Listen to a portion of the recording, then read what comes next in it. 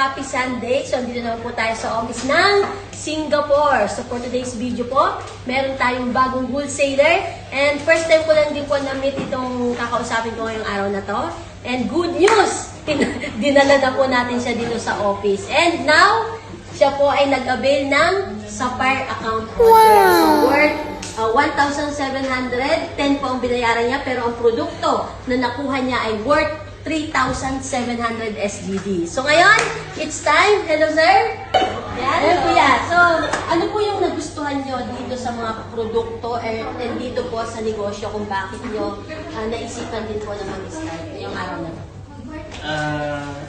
Sabi ko nga na narinig ko na yung products. Then, marami na rin akong friends dito sa Singapore na nag-start way back 3 years ago. So, ano na siya, nasa radar lang niya. Then, I think it's an opportunity para sa akin and eventually sa family ko rin sa Pinas.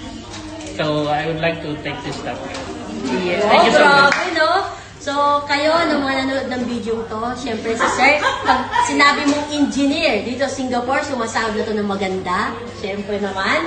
Pero, hindi po siya nagdalawang isip na umpisahan itong napakagandang opportunity na in-offer po namin sa kanya. Po, Sir Kuya.